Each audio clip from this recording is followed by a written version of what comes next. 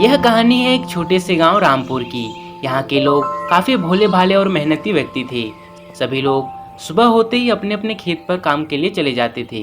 रामपुर एक प्रकृति से घिरा हुआ छोटा सा गांव था। उस गांव में एक बड़ी सी दुकान थी, लाला हरिराम जनरल स्टोर। हरिराम दिखावे में तो बहुत मीठा बोलता था, पर असल में वह बहुत लालची व्यक्ति था। लाला जी, ये चीनी इतनी महंगी क्यों?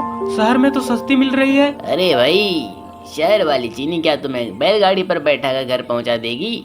सोच समझ के लो। हमारी दुकान में लोग खुशी खुशी लेते हैं। हाँ, आपकी बात सही है, मगर शहर की तुलना में आप तो दोगुना दाम बेच रहे हैं। जो चीज शहर में 5 रुपए है, वही आप यहाँ 10 रुपए का बेच रहे हैं। अरे भाई, अगर तुम्हें हमारी दुकान की सामान महंगी लगती है तो कहीं और से ले लो, हमें परेशान मत करो भाई।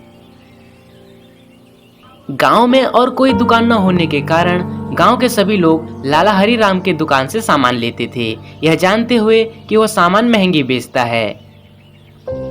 हरिराम न केवल सामान महंगी बेचता था, बल्कि नाप तौल में भी हेरफेर करता था। 1 किलो की जगह वह 900 ग्राम देता था। लोग हरिराम से काफी परेशान थे। अरे आज तो भी 100 रुपए का माल कम भेजा, लेकिन कोई बात नहीं, आज 50 रुपए ज्यादा कमा लिया।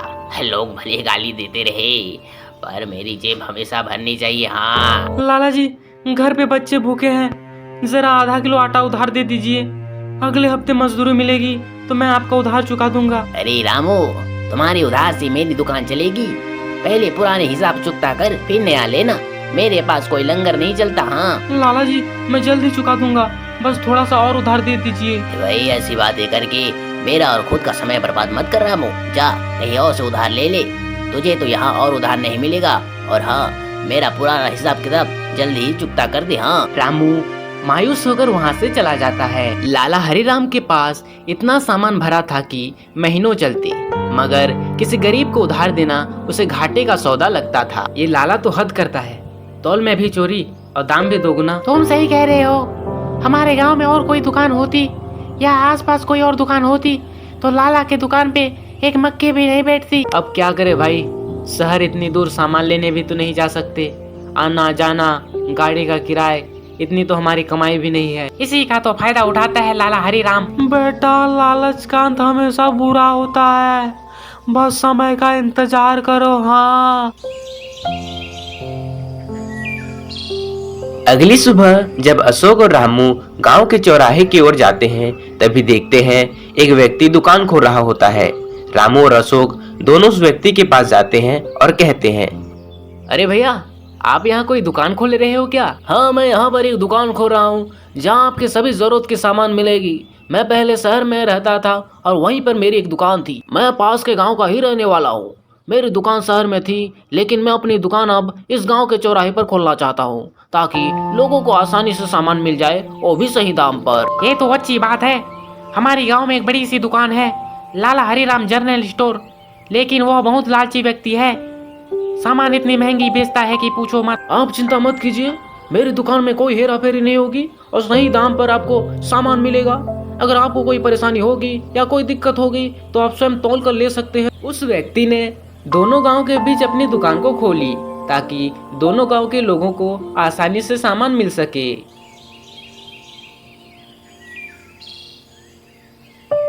अगली सुबह वह व्यक्ति दुकान का प्रचार करने उस गांव में गया। वह व्यक्ति गांव में आता है और अपनी प्रचार करता है। भाई और बहनों, मेरी दुकान पर सही तौल और सही दाम मिलेगी। जो नहीं मानता वो खुद आकर तौल कर देख सकता है, और किसी गरीब को जरूरत पड़ेगी तो मैं उधार भी दूंगा। गांव वालों को उस व्यक्ति की बात अच्छी लगी और सभी लोग अपनी जरूरत के सामान उस व्यक्ति के पास खरीदने लगे। गांव के सभी लोग लाला हरिराम की दुकान न जाकर उस नए व्यक्ति के पास जाने लगे और उसी के दुकान से सामान खरीदने लगे। अरे अशोक, कहाँ जा रहे हो भाई? लाला जी, घर में आटा खत्म हो गया है, मैं आटा लेने जा रहा हूँ। अरे रास्ता भूल गए हो क्या? हमारी दुकान इधर है भाई। आजकल तुम हमारी दुकान पर नहीं आ रहे हो, क्या बात है? देखिए लाला जी, हम उसी दुकान पे जाएंगे जहाँ सही दाम पर सामान मिलेगा। अगर आप भी सही दाम पर सामान बेचोगे तो हम आपकी दुकान पर जरूर आएंगे। अब गांव का कोई भी व्यक्ति लाला हरिराम के दुकान पर नहीं जाता था। सभी लोग उस नए व्यक्ति के दुकान पर जाते थे, क्योंकि वह व्यक्ति उचित दाम पर सामान बेचता था। न कोई मिलावट, न ही नाप तोल में कोई हेरफेर। इस नए लड़के ने तो हमारी दुकान का सत्यानाश कर दिया। इस लड़के का कुछ करना पड़ेगा। जब से इसने अपनी दुकान खोली है, हमारी दुकान पर कोई मक्खी भी नहीं बैठ रही। अरे रामू, मेरी दुकान से सामान ले लो भाई, अब तो मैं उधार भी दे रहा हूँ। नहीं चाहिए लाला जी, जब मुझे उधार की जरूरत थी तब तो आपने मुझे नहीं दिया, अब मुझे नहीं चाहिए, धन्यवाद। लाला की दुकान का सामान पड़े पड़े अब सड़ने लगा। कीड़े मकोड़े उसके सामान को खाने लगे। हजारों का सामान अब कचड़े के भाव दुकान पर पड़ा पड़ा खत्म हो गया। लाला हरिराम को एक बड़ा नुकसान हुआ। लाला हरिराम ने जितना बेईमानी से पैसा कमाया, उतना ही उसका बड़ा नुकसान हुआ। दोस्तों, हमें कभी भी लालच नहीं करनी चाहिए। लालच का अंत हमेशा बुरा होता है। दोस्तों, अगर आपको ये कहानी अच्छी लगी हो तो वीडियो को लाइक कीजिए और चैनल को सब्सक्राइब करना ना भूलें। धन्यवाद।